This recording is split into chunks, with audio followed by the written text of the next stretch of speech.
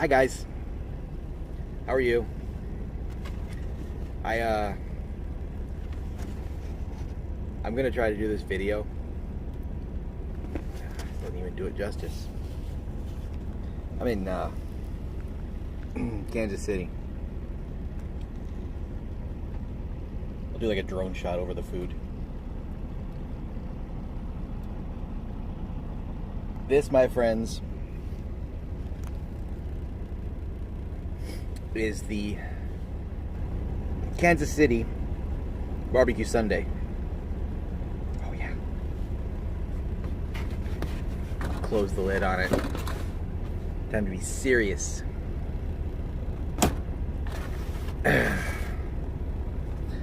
So, as I stated, I am in Kansas City. I literally just went from Missouri, Kansas, Missouri, Illinois, and back to Kansas. So, strange day today. It's not strange, it's just weather. It's been a long one today. And I'll be honest, the last couple of videos, maybe I didn't mention it enough. Really, can you stress enough how much our veterans need help? Now, help is available, all right? I want to make that perfectly clear, because I know when I go on a rant, I don't want you to think that help is just not out there.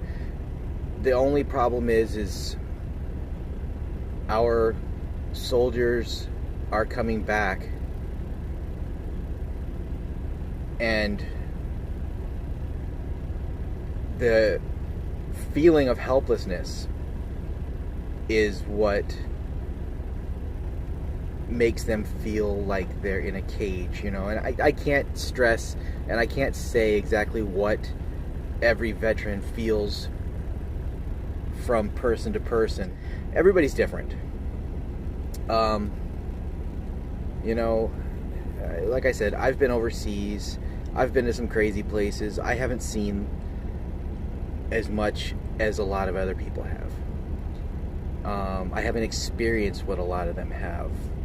You know, if you think about it as an engineer, we do go into some places that maybe aren't very comfortable, and we have gone into places where people didn't want us there. But we're talking about the folks that came back, whether they lost a limb, you know, whether they lost a battle buddy.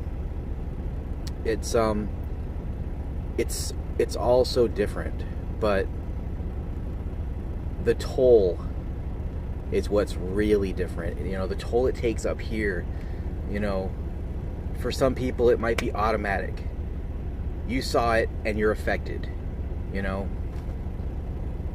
People out here on the road, I mean, truckers like me and other folks, we see some crazy crap out here on the road too, and it's really hard to get over that sometimes. But I'm not comparing me and the other drivers to what those folks have seen over there. I mean, you know, it's nuts, you know, and it's been a part of our military culture. We just need to make sure that they know that we're here. You know, you come back and you honestly, day 2, as soon as you get back, you're jumping on track. You're jumping back into your daily routine that you haven't been in 6 to 12 months. Partially mentally, you're back at home, but there's that other half that's still over there, whether it's from like way different time zone, whether it's your daily meal routine, whether it's your workout routine. All that stuff is so different, and I know that's not part of the problem, but it's a little bit of a problem, because that little routine that you've gotten used to, you've been being, went from being, as an example, married with kids, and then you go away, and then for 6 to 12 months, you are still that same parent, but you're also in the military and you're doing a job, and you are having to separate that completely and put that part of you in the tent when you go to work every day. You strap your boots on, you freaking load your weapon up if that's what you're doing, and you're going to do the job that you were trained to do. And I'll tell you what, it's not easy. It's not easy. But once you're in the grasp of that daily routine that you've worked out in your head, and as a team, as a whatever, you get, and rightfully so, you get wrapped up in that way, because that's the way you have to live until you are back on U.S. soil again. Now, that's just a peek into how all military works, right? Or anybody who has to go away for a job, that quality of life and sometimes even lives themselves are the ultimate outcome. For us, we might go overseas and build something cool. It's kind of the same thing. We get over there, we don't go to sleep until we make some place to sleep. Now, a lot of that's changed, but it's kind of in the same game. But you're still, as soon as you get off the plane, that mentality, whether you've been there before or not, has to be there. And skipping right to the point I was trying to make, when we come home, we've got to break that piece down and put it in the bags and leave it there, just like we did with our home stuff. Part of the problem is somewhere in between there, when you're still deployed, stuff happens at home, and when you know it, it starts to come over to this side, rightfully so, because it's not like we don't care, but I still have to go to work and do my job while thinking about this. So that's one of the smallest problems that can lead to the bigger problems. All right, now I'm not even talking about combat, I'm not even talking about any of that. I'm just talking about your daily routine of going to work. And I'm talking, going to build stuff, going for those that work in the hospital, those guys that are, and girls putting bombs on planes so they can go and do that job that we are known for. Everybody's affected differently. Everybody's mentality has to change that much. So,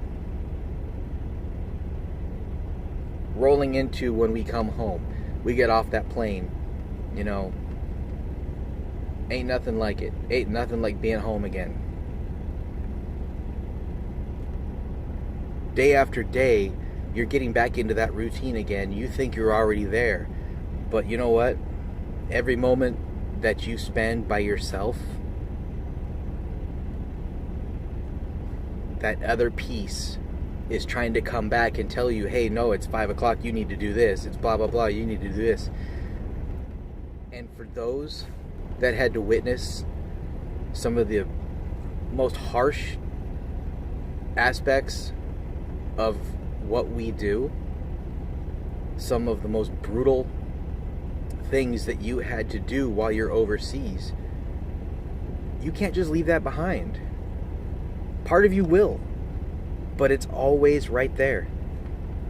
And every minute that these guys spend alone, parts of that come back. I know I scrambled a lot of that up, but what I'm trying to say is, life out there versus life back in the suburbs,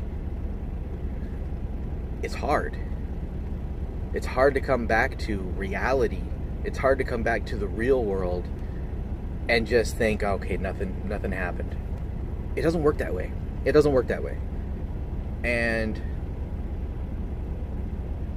God willing, if you have a support system at home waiting for you, like your wife, husband, child, parents, that's one of the greatest gifts that you can depend on. I'm not saying they do, because a lot of them don't, and that's where the problems can pop out. There's a lot of our guys and girls that are coming back with nothing. Yeah, they've got their friends, all right? They've got their friends. But those friends have been in that same routine since before you left, right? They're still going to the bars on Friday nights, right? You've been kind of away from that scene. And now you've got to deal with that, right? You've got to ease into it, and we don't ease into it. We go back home and we're thinking, oh, I could pound shots after shots. Well, guess what? You can't. And alcohol has a way of bringing out some deep wounds. Alcohol's not the only thing. Not the only problem. I'll discuss that another time. I didn't want to make this long, but I just got onto a rant and I wanted to continue with it until I thought it made a little bit more sense. But what I'm trying to tell you is life out there versus life here starts to affect like a virus deep in the mind, right? And that PTSD, all that stuff, for those of you that are naysayers, I challenge you to go see what they've seen, right? Go see what I've seen, right? And I ain't seen crap next to some of these guys, all right? But seriously, be there when they come back.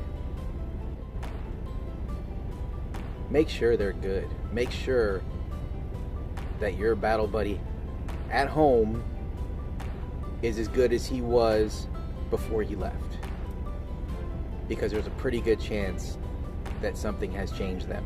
Like I said, the routine, that takes time to come back. The horrors that they had to see, that takes a long time to come back from that. You can't cut that, you can't cut that stuff out. So let's just think about things like that. Red Friday, RED, remember everyone deployed, right there. Every day is a red day for me, and for a lot of you. I know this. So take care of each other out there. Be safe.